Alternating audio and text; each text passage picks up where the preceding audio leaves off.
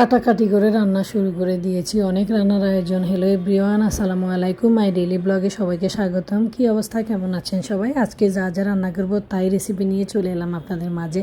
দুই রকমের মাছ রানবো। একটা হলো পাবদা মাছ দিয়ে টমেটো দিয়ে ভুনা করব, আর সাথে একটা আলু দিব। আমি সবসময় প্রতিটা মাছের সাথে না একটা আলু দিই। ওই মাছের আলুটা খেতে আমার কাছে অনেক ভালো লাগে। আর আমরা বাসার সবাই আলু খেতে না অনেক পছন্দ করি।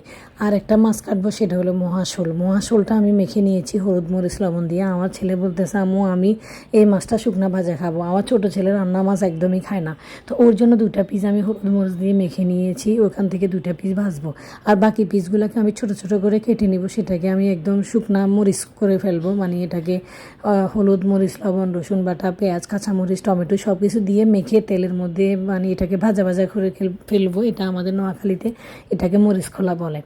তো যাই হোক, প্রতিনিয়ত রান্নাবান্না নিয়ে আমরা গৃহিণীরা আপনাদের মাঝে চলে আসি। জানেন তো, একটা ভিডিও রান্না করে এডিটিং করে ভয়েস দিয়ে আপনাদের মাঝে শেয়ার করতে আমাদের অনেক কষ্ট হয়, কিন্তু সেটার মর্ম বুঝে আপনারা কোনো সময় আমাদের ভিডিওগুলো দেখেন না।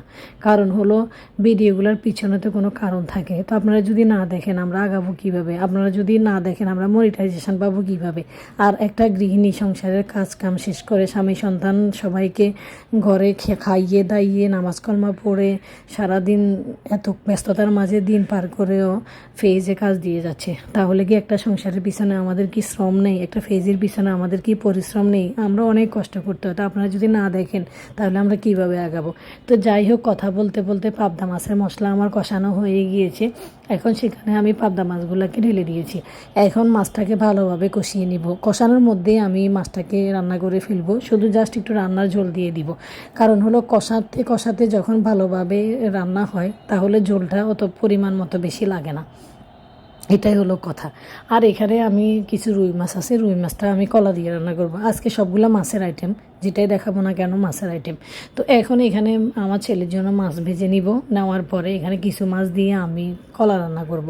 তো কলাটা রান্না করব তার আগে আমি মাছের তেলের মধ্যে একটু হালকা করে ভেজে নিব। আর কলা থেকে গুঁড়ো গুঁড়ো টাইপের কি মশলা যেন বের হয় মশলার মতো, এই জিনিসটা আমার এত বিরক্ত লাগে। আমার কলা তরকারি খেতে অনেক ভালো লাগে, তবে গুঁড়ো গুঁড়ো এগুলো বের হলে আমার অনেক খারাপ লাগে। ঝোলটা একদম গ্রেভি, বেশি গ্রেভি হয়ে যায়, কেমন কেমন হয়ে যায়, কালারটাও গলা নষ্ট হয়ে যায়। তো যাই হোক, এই তো কথা বলতে বলতে আমি তরকারিটা বসিয়ে দিচ্ছি। এখানে পেঁয়াজ টমেটো কাঁচামরিচের সাথে আমি একটা আলু দিয়ে দিয়েছি। আর এখানে আমি বাকি তরকারিগুলো দিয়ে দেওয়ার জন্য এখানে মশলা দিয়ে দিব। হলুদের গুঁড়া, মরিচের গুঁড়া আর লবণ তো আমি মশলার মধ্যে কষানোর আগেই দিয়ে দিয়েছি। এখন ভালোভাবে আমি নেড়ে চেড়ে নিচ্ছি।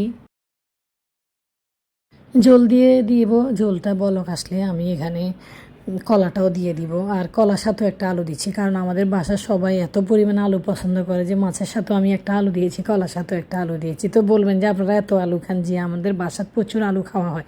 এখন কলা কষানো হয়ে গিয়েছে, বলক চলে এসেছে, আমি ওখানে মাছগুলা দিয়ে দিচ্ছি। কারণ মাছটা যদি একটু তাড়াতাড়ি না দিই কলার মধ্যে একদম মজাটা আসবে না।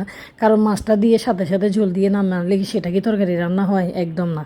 তো কষানোর মধ্যে মাছটা আরও একটু কষাতে হবে, সবজির সাথে যেটাই হোক না কেন ওটার সাথেই কষাতে হবে। কষাতে কষাতে যখন কলাটা একটু দেখবো আমি নরম হয়ে আসছে, তখন আমি আর একটু করে রান্না ঝোল দিয়ে দিব। তরকারি আহামরি এত বেশি না, অল্প করেই তরকারি রান্না করি, কিন্তু দেখা যায় যে অনেক তরকারি আসলে না। আমি 4টা-5টা রান্না করি, সবগুলো অল্প অল্প করে। এই তো এখানে ছোটো ছোটো মাছগুলোর মধ্যে আমি হলুদের গুঁড়া, মরিচের গুঁড়া, লবণ আর এখানে পেঁয়াজ কাঁচামরিচ টমেটো একসাথে দিয়ে মেখে নিয়েছি। একটা ফ্রাই প্যানে আমি তেল গরম দিয়ে দিচ্ছি। এই তেলের মধ্যে আমি মাছগুলোকে ছেড়ে দিব। দেওয়ার পরে আমি একটুও পানি দিব না, এটা ডিম করা আগুনের মধ্যে আমি রেখে দিব। আস্তে আস্তে আস্তে আস্তে এটা মরিচ খোলার মতো হতেই থাকবে একদম ব্রাউন কালার। তো যাই হোক, কেমন হয়েছে দেখবেন। আসসালামু আলাইকুম, থ্যাংকস ফর ওয়াচিং, আল্লাহ হাফেজ।